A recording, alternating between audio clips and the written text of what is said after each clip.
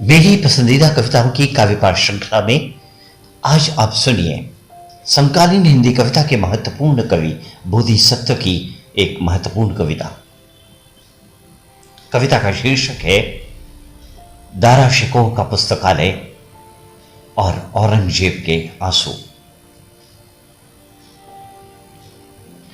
शाहजहां जब बादशाह था,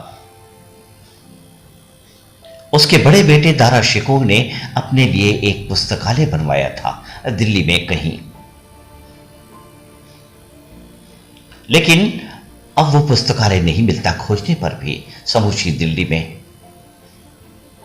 शायद नाम बदल गया हो उसका भी।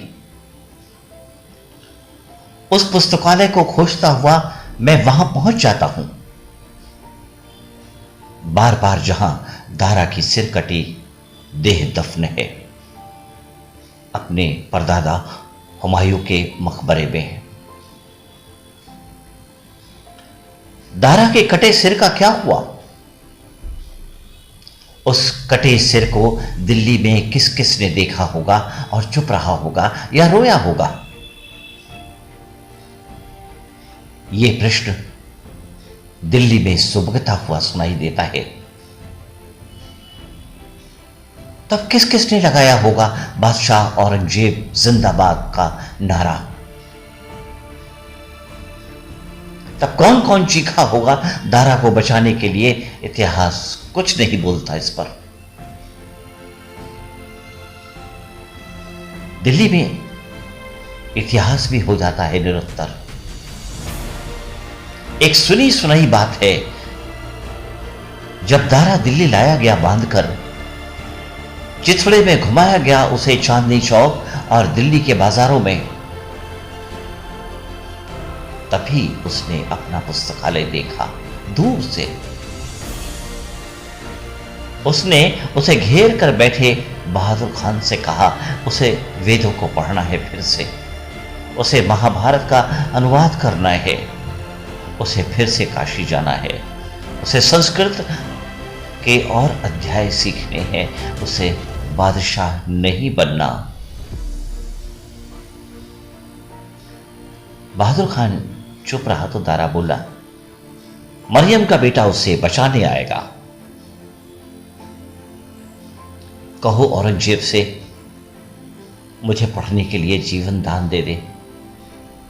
सारा हिंदुस्तान लेकर मुझे केवल मेरा पुस्तकालय दे दे। लेकिन अपना पुस्तकालय खोजता हुआ दारा अपने परदादा हुमायूं की समाधि के अहाते में पहुंच गया, जहां उसने पाया कि उसका सिर तो कब का धड़ से अलग हो चुका है, पुरानी दिल्ली के अपने ही बाग में, जहां वो मारे जाने से पहले तक कैद था, खिजराबाद में। जब वो मुड़ा दूसरी ओर तो उसे केवल धुआं दिखा, एक कराह की तरह का धुआं। उसका पुस्तकालय तो जल चुका था। सत्ता दखल करने में औरंगजेब बहुत आगे निकल चुका था। तब तक उसकी जय जयकार करने वाली भीड़ बहुत अधिक हो गई थी। ऐसा नहीं है कि कोई दारा के खिलाफ था, ऐसा नहीं कि हर कोई नाराज था उससे कि वो वेद क्यों पढ़ रहा है, वो उपनिषद क्यों पढ़ रहा है, वो संस्कृत क्यों पढ़ रहा है, वो कोई और हिंदुस्तान गढ़ रहा है। लेकिन दिल्ली में चहेतों के रुदन और अपनापन में भी दारा अकेला हो गया। इसी दिल्ली में उसका कटा सिर पता नहीं कहां खो गया। इसी दिल्ली में लोग चाहते हुए भी दारा को छुड़ा न सके। आंसुओं की लड़ियां मुक्ति नहीं दिलाते किसी को। यह दर्द है इसी दिल्ली में। लोग औरंगजेब के बंधन से दारा को बचा न सके इसी दिल्ली में। इसी दिल्ली में मेलजोल चाहने वाले काट दिए गए। इस दिल्ली में कटता चाहने वालों को सिर पर बैठाया गया। औरंगजेब के नाम की माला जपते रहे, उसके नाम पर जयकारा लगाया, उसे आलमगीर बनाया। ऐसा नहीं है कि दारा के लिए रोने वाले न थे, लेकिन इतिहास रोने से नहीं बदलता, दारा आंसुओं से नहीं बचता। इसीलिए कितनी बार हुआ ऐसा इसी दिल्ली में। यह दिल्ली भी भूल गई है और इतिहास भी कुछ नहीं बोलता। लेकिन दारा का कटा हुआ सिर अपना पुस्तकालय खोजता फिर रहा है। हुमायूं के मकबरे से उसके धड़के सिसकने की आवाज आती है। बिना सिर वाली दारा की लाश अपने पुस्तकालय को बचाने की फरियाद लगाती है। लेकिन औरंगजेब नहीं चाहता कि दारा जिंदा होकर लौट आए। सबको अपने पुस्तकालय में ले जाकर सत्ता के खिलाफ सोचना सिखाए। दारा का कटा हुआ सिर लाया गया थाल में रखकर औरंगजेब के सामने उसने पवित्र जमुना का पानी मंगवाकर धुलवाया खून और खून से सना दारा का चेहरा, और फिर रोने लगा।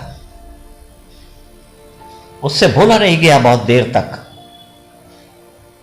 वो भावनाओं से भर गया था, वो फफक रहा था कटे सिर के सामने। अपने आंसू रोककर बोला औरंगजेब, अभागे दारा का कटा हुआ सिर देखे दारा के लिए रोने वाली सारी अभागी दिल्ली।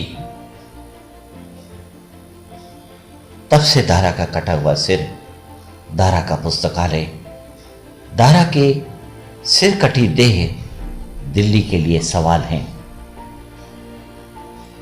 हर युग में औरंगजेब के आंसू औरंगजेब के लिए एक ढाल है। तब से दारा का कटा हुआ सिर, दारा का पुस्तकालय, दारा की सिर कटी देह दिल्ली के लिए सवाल है। हर युग में औरंगजेब के आंसू औरंगजेब के लिए एक ढाल है।